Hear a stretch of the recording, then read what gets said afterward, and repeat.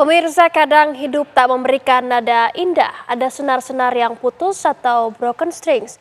Seperti kisah memoir yang dituliskan artis Indonesia asal Belgia, Aurelie Moermans. Buku yang baru diterbitkan dalam edisi elektronik ini membuat banyak pembacanya memiliki kesan gelap atas masa lalu Aurelie. Menuliskan buku pertamaku yang berjudul Broken Strings. Aurelie Moermans, perempuan asal Belgia yang menaiki tangga dunia hiburan Indonesia dari usia belia, membagikan kisah duka yang cenderung mengerikan saat menapaki dunia yang seolah bertabur bintang itu. Nyatanya, dunia hiburan tak seglamor itu. Ada harga yang harus dibayar mahal untuk menapakinya. Itulah yang dialami Aurelie. Sudah mengeluarkan surat pembatalan. Dalam buku memoarnya yang mulai menggemparkan tanah air akhir 2025, kisah kelam nan sunyi itu diungkap Aurelie dalam buku Broken Strings. Dari dulu tuh aku pengen share pengalaman aku gitu biar bisa membantu Aurelie kecil yang lain. Dulu aku coba 13 tahun yang lalu aku pernah coba share pengalaman aku di Facebook waktu itu, tapi malah jadi bumerang buat aku. Media-media cuma ngangkat-ngangkat kata-kata yang clickbait yang akhirnya merugikan aku. Ya, semoga buku ini bisa membantu orang-orang karena itu memang tujuan aku, makanya aku share secara gratis. Di usia 15 tahun, Aurelie menjalani apa yang selama ini banyak disaksikan orang dalam film-film fiksi semata. Di awal karirnya, Aurelie remaja sudah mengalami kekerasan seksual terhadap anak yang secara internasional dikenal dengan sebutan child grooming. Ia menyebut child grooming tersebut terjadi saat ia bertemu dengan seorang pria yang jauh lebih tua usianya dibandingkan Aurelie yang ketika itu baru berusia 15 tahun. Semuanya bermula saat sebuah agensi membuat Aurelie memanipulasi usia dari 15 tahun menjadi 21 tahun demi mendapatkan tawaran syuting iklan bersama pria yang kemudian memanipulasi hidup Aurelie selama bertahun-tahun. Dalam buku itu tersirat bahwa pelaku child grooming tersebut memanipulasi Aurelie karena usia Aurelie yang masih minor.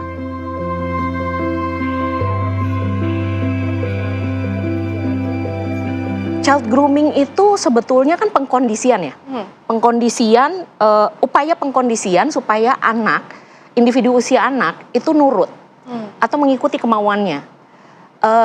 Child grooming ini sebenarnya lebih ke arah seksual atau lebih ke arah relasi romantis, bukan kalau misalnya berteman gitu ya atau dekat saja tuh bukan berarti belum tentu jadinya child grooming gitu. Jadi kenapa child grooming ini jadinya apa ya?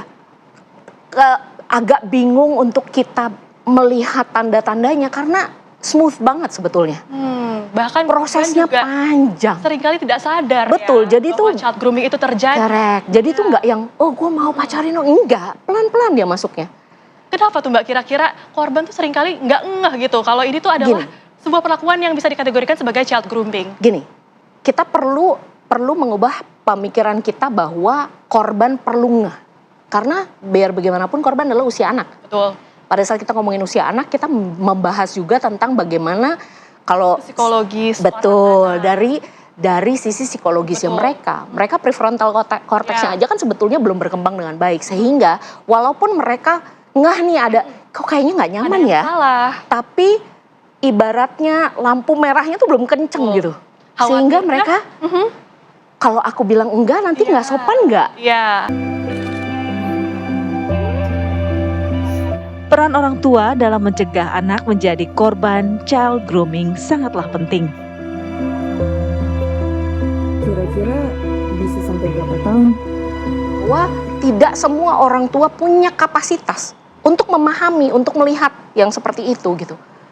Saya sendiri punya anak saya usianya sama seperti Aurelie pada saat dia mengalami child grooming. Anak saya umur 15 tahun.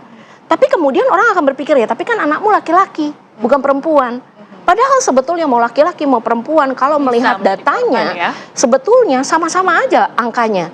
Menarik. Kekerasan yang terjadi antara anak perempuan dengan anak laki-laki. Correct. Tidak hanya berlaku kepada anak perempuan, tapi anak laki-laki juga.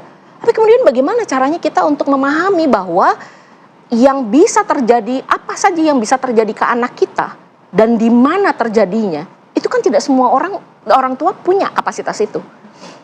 Ya. Saat ini saja orang tua seringkali memberikan anak gadget tanpa memahami apa sih yang terjadi di gadgetnya dia. Gitu ya. Aku baru selesai menuliskan buku pertamaku yang berjudul Broken Strings. Tim TV One mengabarkan.